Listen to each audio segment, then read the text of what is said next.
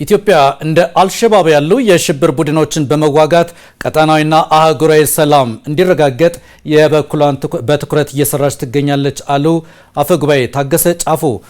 አፈጉባኤው ይህንን ያሉት በአፍሪካ በሁለተኛ ጊዜ በኢትዮጵያ ለመጀመሪያ ጊዜ እየተካሄደ በሚገኘው ዓለም አቀፍ የፓርላማ የመረጃና ደህንነት ፎረም መክፈቻ ላይ ነው።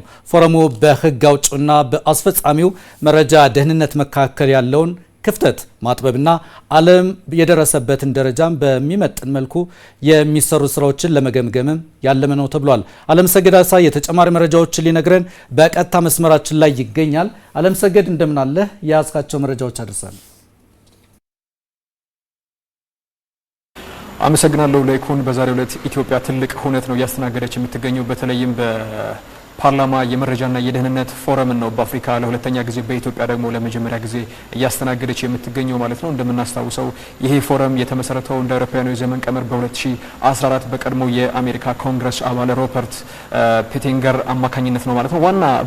ዋና ትኩረቱ ደግሞ በተለይ በዓለም ላይ እያደጉና የጨመረ የመጣውን ስጋቶች በጋራ ከተለያዩ ዓለም ሀገራት ጋር በትብብር ለመፍታት የሚያስችል ከዛ ባለፈ ደግሞ በተለይም በህግ አውጪው አካልና በፓርላሜንት ማለት ነው እንደገና ደግሞ በአስፈጻሚው በተለይም በመረጃና በደህንነት ተቋማት መካከል ያሉ ልዩነቶችን ለማስፋትና በተለይ የሽብርተኝነት ወንጀሎችን፣ የሳይበር ክራይምን እንዲሁም የህገወጥ የሰዎች ዝውውርን እና ከዛ ጋር የተገናኙ አጠቃላይ የዓለምን ስጋቶች በሀገራት የጋራ ጥምረት በጋራ ደህንነት ውስጥ እንግዲህ እንዲሰሩባቸው ለማድረግ አልሞ በኢትዮጵያ እንግዲህ ለሁለተኛ ጊዜ እየተካሄደ ይገኛል ማለት ነው። በዚህ የፓርላማ የጸጥታና የመረጃ ፎረም ላይ እንግዲህ ከ43 በላይ ሀገራት የፓርላማ አባላት እየተወያዩበት ይገኛሉ ማለት ነው። እንግዲህ እስከ ነገ ድረስ ቆይታውን ያደርጋል።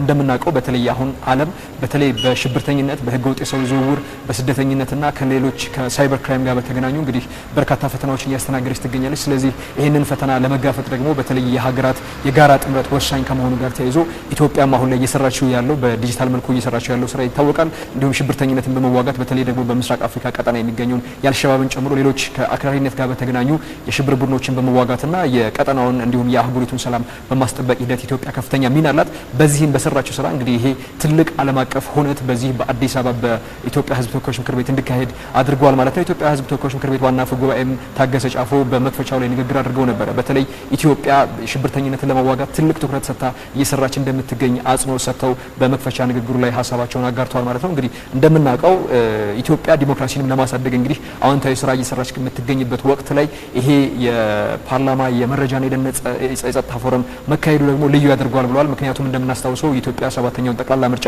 በቅርቡ አካታችና አሳታፊ እንዲሁም ዲሞክራሲያዊነትን በጉልህ ባሳየ መልኩ መጠናቀቁ ይታወሳል ማለት ነው። እሳቸውም አጽንኦት ሰጥተው ኢትዮጵያ ይሄን ለዲሞክራሲ የምታደርገውን ጥረት ለዓለም ያሳየችበት ለአፍሪካ ምሳሌ የሆነችበት መሆኑን ጭምር አጽንኦት ሰጥተው ተናግሯል ማለት ነው። ከዛ ባለፈ እንግዲህ የቀጠናውን ሰላም በተለይ በህገወጥ የሰዎች ዝውውር ሽብርተኝነትን ለመዋጋት ከፍተኛ ትኩረት ሰጥታ እየሰራች ትገኛለች። ከዛ ባለፈ ደግሞ በተለይ ስደትን ለመከላከል በኢትዮጵያ ውስጥ የስራ እድል ፈጠራ ላይ የኢትዮጵያ መንግስት ትልቅ ትኩረት ሰጥቶ እየሰራ ይገኛል ማለት ነው። ይሄ ደግሞ በተለይ ስደተኝነትን ለመከላከል ከምንጩ ለማድረግ የሚያስችል አውድ ያለው መሆኑን የኢትዮጵያ ሕዝብ ተወካዮች ምክር ቤት አፈ ጉባኤ ታገሰ ጫፎ ተናግሯል ማለት ነው። ሌላው በመድረኩ ላይ የአሜሪካ አምባሳደር በኢትዮጵያ እርቨን ማሲንጋም እንግዲህ ሀሳባቸውን አጋርተዋል ማለት ነው። በተለይ አሜሪካ በዚህ ወቅት የተለያዩ ሽብርተኝነቶችን እንዲሁም ህገወጥ የሰዎች ዝውውርን እንዲሁም ደግሞ ዓለም አቀፍ ስጋት ያላቸውን ወረርሽኞች እንደ ኢቦላና እንደ ማርበርግ ያሉ አይነት በሽታዎችን ከኢትዮጵያ መንግስት ጋርም ከሌሎች አገራት ጋር ጭምር በጥምረት አሜሪካ እንደምትዋጋና እንደምትከላከል አጽንኦት ሰጥተው ሀሳባቸውን አጋርተዋል ማለት ነው። በዚህም በቅርቡ እንደምናስታውሰው ኢትዮጵያና አሜሪካ የጤና የጋራ ስምምነት ማድረጋቸው ይታወሳል ማለት ነው። ስለዚህ በዛም ማዕቀፍ ውስጥ እንግዲህ ኢትዮጵያ በርካታ ስራዎችን መስራቷን አንስተዋል ማለት ነው። እንደምናስታውሰው የማርበርግ ቫይረስ ወረርሽኝ በኢትዮጵያ ገብቶ ነበር። ነገር ግን ደግሞ ኢትዮጵያ ለህብረተሰብ ጤና በሰጠችው ከፍተኛ ትኩረት ይሄንን በመከላከልና በሽታውን ከፍተኛ ስርጭት ወይም ከፍተኛ ጉዳት ሳያስከትል እንግዲህ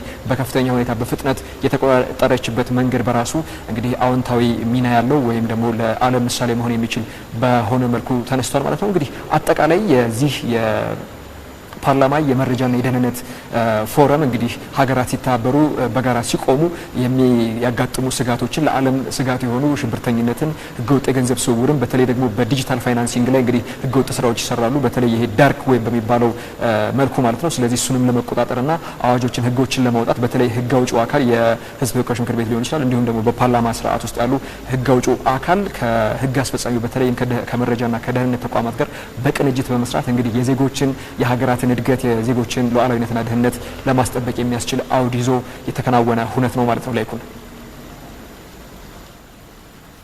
አለምሰገድ ለዘገባው አመሰግናለሁ።